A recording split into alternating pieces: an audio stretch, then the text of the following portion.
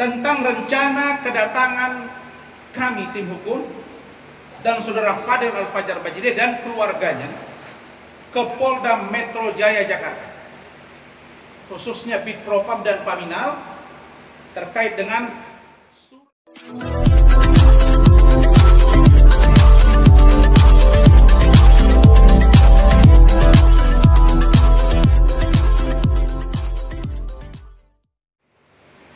baik, saudara-saudara para wartawan yang saya hormati, yang saya cintai, yang saya banggakan, hari ini saya menyampaikan titip salam dari keluarga besar Bapak Bajide, Pak Umar Bajide dan Fadel.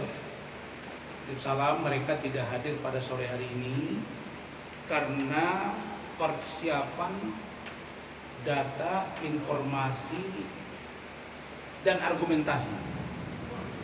Nantinya jika dipanggil oleh penyidik Polres Metro Jakarta Selatan yang saat ini sudah naik ke tahap penyidikan. Saya memahami karena sebagai ketua tim saya selalu katakan agar Fadel kumpulkan data sebanyak-banyaknya. Apakah dalam teori hukum ada yang disebut dengan direct evidence yang langsung, atau speak evidence, atau indirect evidence, atau silent evidence. Karena kalau pernyataan Fadel kontraproduktif dapat saya buktikan secara fakta, ya Mat ya, dan dia secara sadar menyampaikan kebohongan kepada kami tim hukum, tentu kami akan menarik diri. Tapi sepanjang itu masih logik jawaban dari dia dan masih dalam rangka presumption of innocence, praduga tidak bersalah, maka kami masih akan terus melakukan pembelaan. Baik, saudara-saudara sekalian, kemudian sebelah kanan saya ini saudara Boy Rangga, tim hukum dari saudara Fadel, dan juga tim hukum saya terhadap saudara Hotman Paris Hutapea, dan juga tim hukum saya terhadap saudara NM yang saya laporkan di Polres Metro Jakarta Selatan. Nanti akan saya urai. Saudara Rahmat Riyadi sudah tidak asing lagi, Managing Partner Ranlovong, dan sebelah kiri saya saudara Firdaus Owi Wobo, SHMH kandidat doktor. Ini saya menghafal namanya ini susah banget ini. Firdaus Wibowo sering. Tapi kalau Firdaus Owi Wobo itu mesti dieja betul. Ya Reza. Jadi beliau ini orangnya nyentrik. Hari ini rambutnya pendek, tadinya panjang. Saudara Firdaus ini adalah kuasa hukum saya, salah satu tim hukum saya, terkait dengan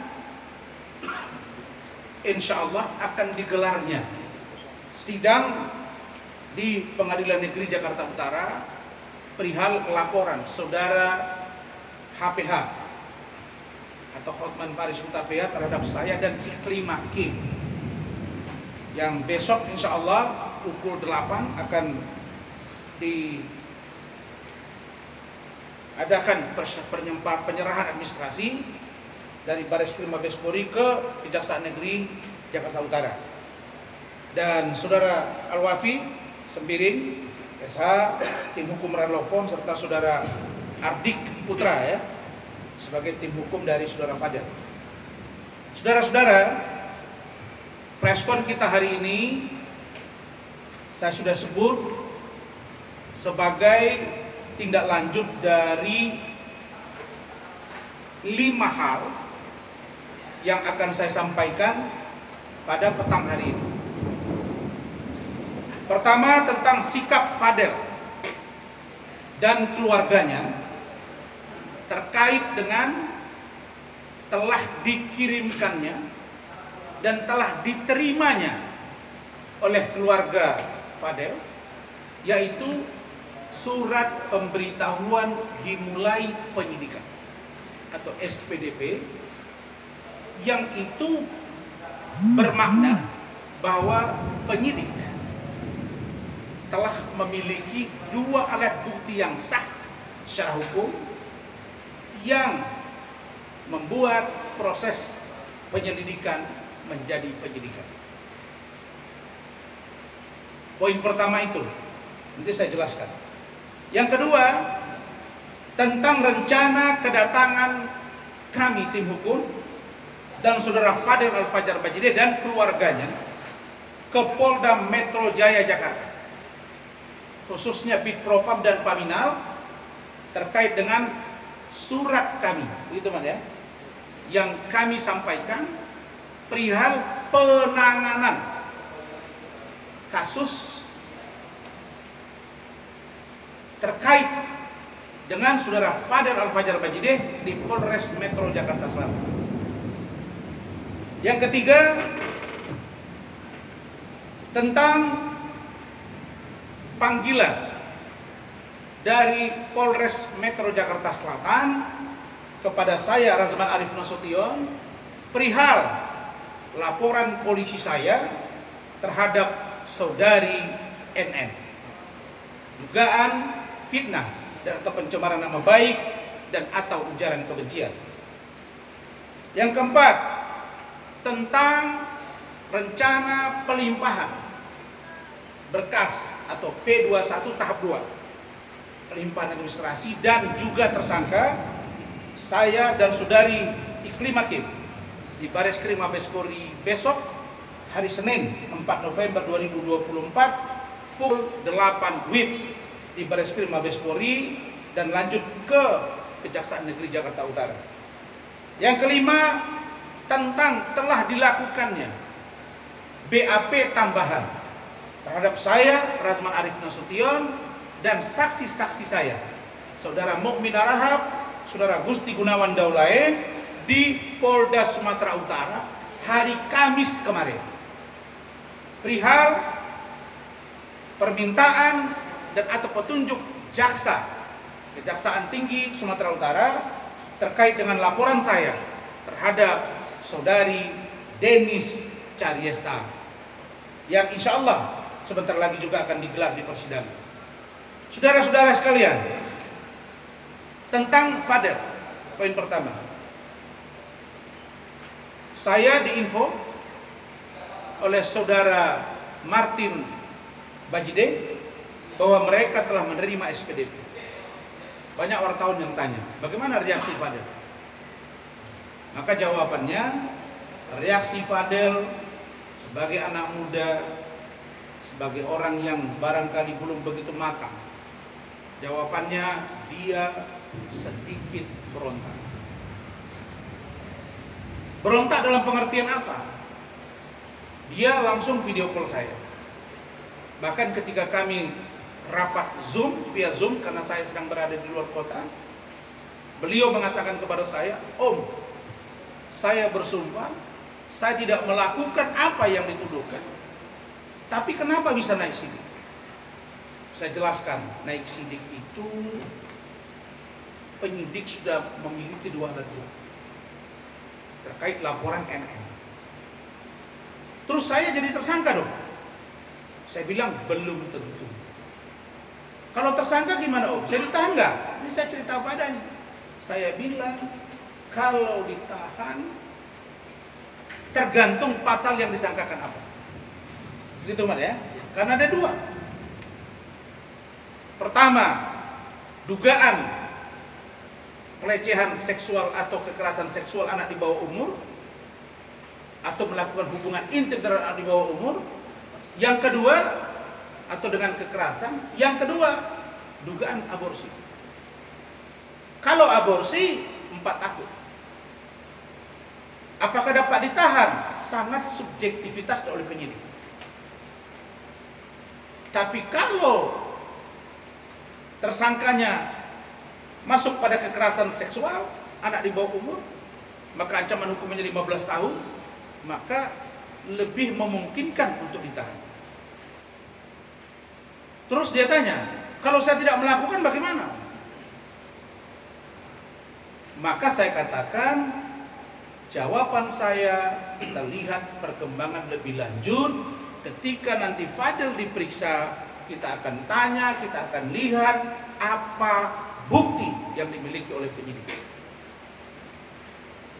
Berikutnya, kita akan lihat bagaimana respon dari Bapak Kapolres Metro Jakarta Selatan, dari Bapak Kasat Reskrim Kapolres Metro Jakarta Selatan.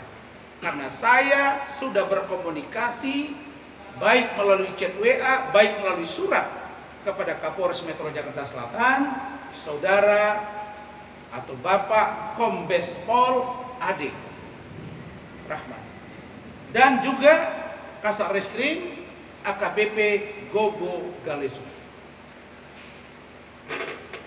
Poinnya adalah kami menginginkan dilakukan gelar perkara khusus.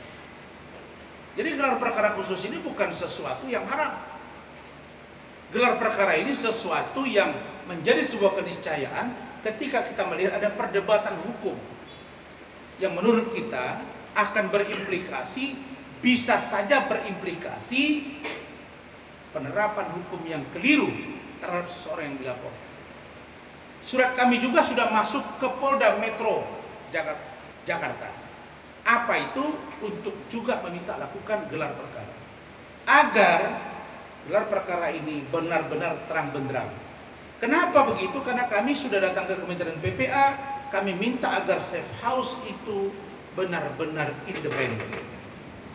Berikutnya, kenapa kami minta agar dilakukan gelar perkara? Karena kami selalu dapat informasi dari Fadel, Om, saya tidak melakukan itu, dan saya yakin bahwa apa yang disampaikan oleh NM di media atau pengacaranya bahwa ada pengakuan yang diduga datangnya dari LM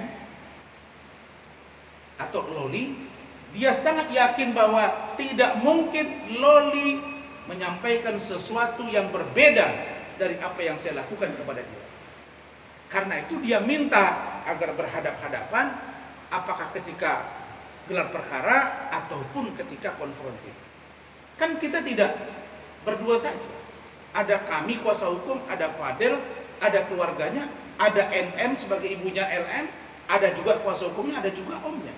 Dan ada penyidik di situ. Dan ada mewakili Propam, ada mewakili Wasidi, ada mewakili Ruasda, semua lengkap. Supaya terang benderang masalah ini. Saya juga kaget kemarin, pengacaranya bilang dia akan berangkat ke luar negeri, begitu ya? Begitu. Saya lihat sekarang wartawan ini, kalian ini sudah lebih banyak poskonya di Polres. Karena tiap hari ada berita baru di sana. Jadi, apa yang saya lihat, bahwa dia bilang ada informasi dari luar negeri yang menguatkan keterangan dari data yang mereka punya. Nah, ini bagi saya ya, saya duga ini bisa jadi upaya untuk mengimbangi apa yang kami lakukan. Saya tidak pernah cari-cari orang, apakah apakah Ibu JF, itu ada, dan itu harus diperiksa oleh Polres. Nggak bisa karena dia tahu cerita itu. Kita nggak boleh berkutat dong pada bulan April, Mei, Juni, Juli, Agustus. Loh, sebelum April, Maret itu emang gimana dia? Nggak bisa. Itu harus ada rangkaian yang harus kita lihat. Jadi hukum itu nggak bisa sepotong-sepotong gitu. Oke, itu poin pertama. Jangan lupa ya di subscribe dan nyalakan lonceng notifikasinya.